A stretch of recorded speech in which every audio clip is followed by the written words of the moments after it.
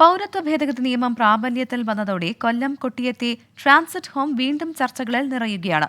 കൊല്ലത്ത് concentration camp ആരംഭിച്ചു എന്നായിരുന്നു BJP സംസ്ഥാന അധ്യക്ഷൻ കെ സുരേന്ദ്രന്റെ വാദം. എന്നാൽ നിയമവിരുദ്ധമായി രാജ്യത്ത് തങ്ങുന്ന വിദേശികളെ പാർപ്പിക്കാനുള്ള ഇടമാണ് ഇതെന്ന് സർക്കാർ വ്യക്തമാക്കി. അനധികൃതമായിട്ടുള്ള ബംഗ്ലാദേശി നുഴഞ്ഞുകയറ്റക്കാരെ, പാകിസ്ഥാനിൽ നിന്നും മറ്റും വന്നിട്ടുള്ള ഇന്ത്യക്കാരല്ലാത്ത പൗരന്മാരെ ഇതിൻ്റെ ഭാഗമായിട്ട് CAAയുടെ ഭാഗമായിട്ട് കേന്ദ്ര നിർദ്ദേശം അനുസരിച്ച് ഇന്ത്യയിൽ ആദ്യത്തെ കോൺസെൻട്രേഷൻ ജയിൽ ഉണ്ടാക്കിയത് കേരളത്തിലാണ്, കൊല്ലം ജില്ലയിൽ. ഞാൻ പറഞ്ഞതിൽ എന്തെങ്കിലും ഒരു അസ്വാഭാവികതയോ പറഞ്ഞതിൽ എന്തെങ്കിലും ഒരു തെറ്റോ ഉണ്ടെങ്കിൽ എല്ലാ മാധ്യമപ്രവർത്തകർക്കും പരിശോധിക്കാം. ശിക്ഷാ കാലാവധി കഴിഞ്ഞ് ജയിൽ മോചിതരാകുന്ന വിദേശികൾ, പരോളിലുള്ള വിദേശികൾ, വിസ, പാസ്പോർട്ട് കാലാവധി തീർന്ന ശേഷവും രാജ്യത്ത് തങ്ങുന്നവർ എന്നിവരാണ് ഇവിടുത്തെ താമസക്കാർ. കൊട്ടിയത്ത് നിന്ന് മയ്യനാട്ടേക്കുള്ള റോഡിൽ വാടക കെട്ടിടത്തിലാണ് പ്രവർത്തനം. ഒരേ സമയം 25 പേർക്ക് കഴിയാം. 2022 നവംബർ അവസാനമായിരുന്നു ഉദ്ഘാടനം. ജയിലിൽ ശിക്ഷ അനുഭവിക്കുന്ന ആൾക്കാരുണ്ട് വിദേശത്തുനിന്ന് വന്ന്.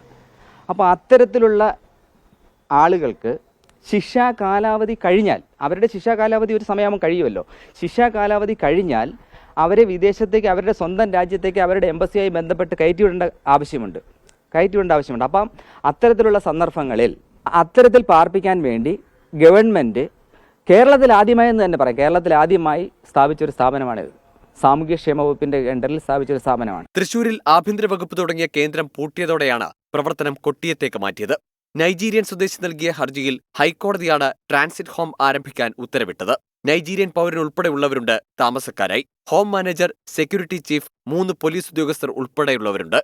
പൗരത്വ ഭേദഗതി നിയമം നിലവിൽ വന്നതോടെ കൊല്ലം മയ്യനാട്ടെ സംസ്ഥാന സർക്കാരിന്റെ നിയന്ത്രണത്തിലുള്ള ട്രാൻസിറ്റ് ഹോമും വലിയ ചർച്ചകൾക്കാണ് ഇടം നൽകുന്നത്.